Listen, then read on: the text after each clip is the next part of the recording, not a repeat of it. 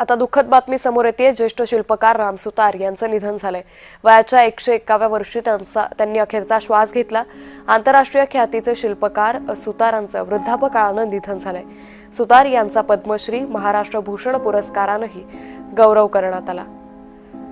या संदर्भात अधिक माहिती घेवत आमचे प्रतिनिधी शुभम उमाळे यांच्याकडून। शुभम, ज्येष्ठ शिल्पकार राम सुतार यांचं निधन झालंय, काय अधिक माहिती?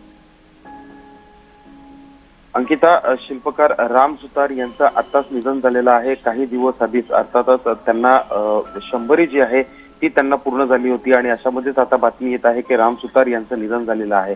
खरं तर त्यांचा जन्म हा धुळे जिल्ह्याचा होता आणि अशामध्येच स्टॅच्यू ऑफ युनिटी असेल किंवा मग महात्मा गांधी यांचा पार्लमेंट मधला पुत्र असेल, असे अनेक महत्वाचे काम जे आहेत ते त्यांनी केले होते आणि त्यांना महाराष्ट्र भूषण असेल, पद्मभूषण, टॅगोर अवॉर्ड आणि पद्मश्री अवॉर्ड हे मोठे मोठे अवॉर्ड जे आहेत ते त्यांना देण्यात आले होते।